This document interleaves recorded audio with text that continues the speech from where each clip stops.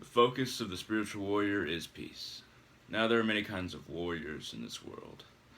There are, of course, the literal warrior on the battlefield, somebody who grows up in a place where he has to fight. He has to understand combat in the sense of sort of societal survival.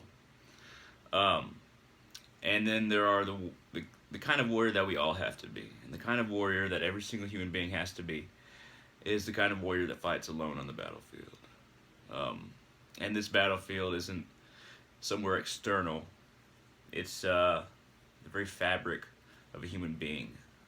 What defines us, our sentience, our ability to reason our way into understanding of the universe and possible other universes. Um, Now, people do this with varying levels of efficiency, varying levels of skill. No matter what religion you're in, I believe that every religion has its value, every spiritual system has its value.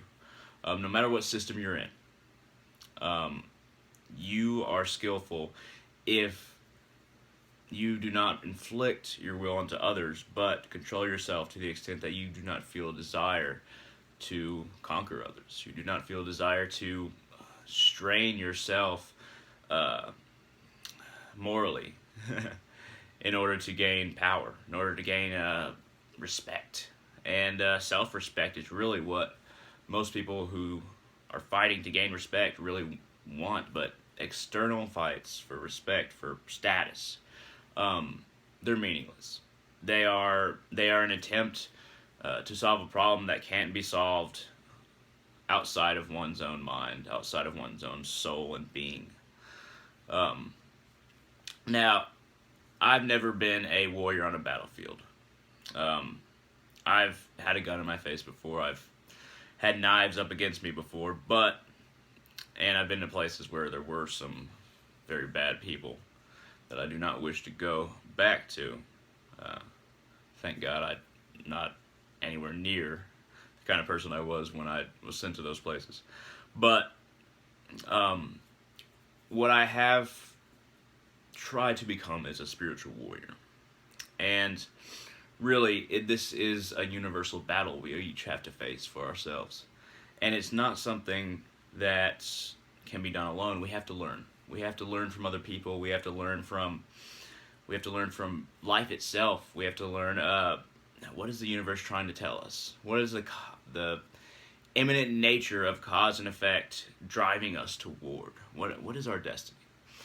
And the techniques, the spiritual techniques, the religious techniques that we undergo are all an attempt to reach that place within ourselves from which we truly have a seat of choice, of consciousness.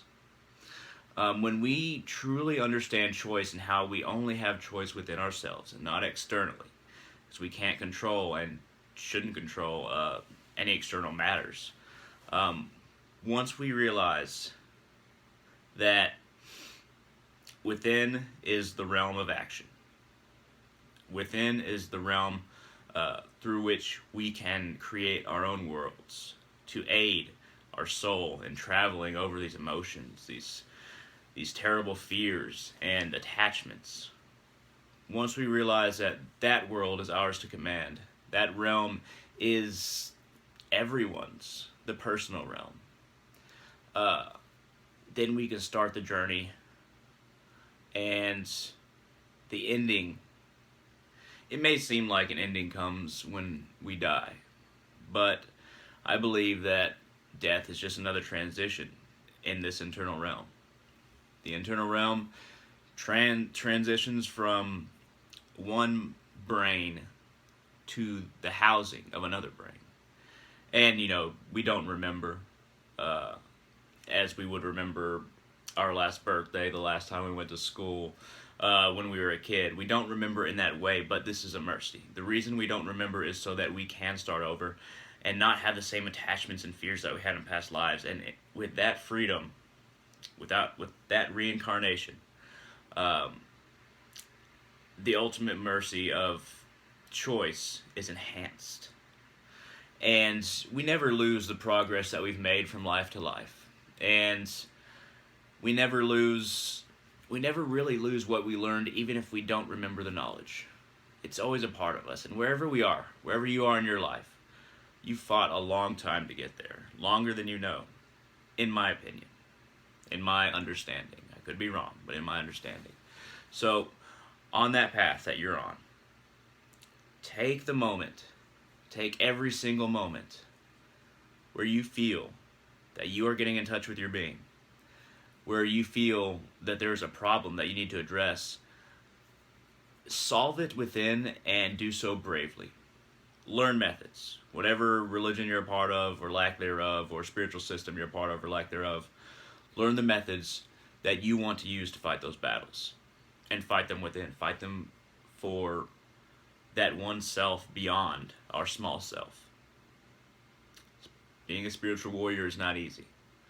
But the first step is always peace. This rune word right here is basically a capital B to the right, a journey rune to the left, capital R, and an arrow right through the center. And I'm not sure if you can see that, but there it is. That is peace. Let me tell you why this is peace and why I'm making it here right now out of Mugwort. Peace is a combination of these ideas. It is the journey, the growth, the being of a spiritual warrior as its center column. And also, it does have another rune, but some people don't see the rune. Some people discard this one as part of it, but it also is the rune of separation, which is also the rune of clan, which is kind of like a ribbon, right side up. It's a ribbon part of this, basically. It's kind of like one of those games where you decide how many shapes are in something. But in this case, it's how many ideas are in something. And what the rune of separation means, and why it is also a rune for clanship and home and property, is because we like to assume that our property is external. But everything about the runes, about these spirits, these primordial spirits, is something hinting within. Somebody might draw this rune on their house and assume that that's their property.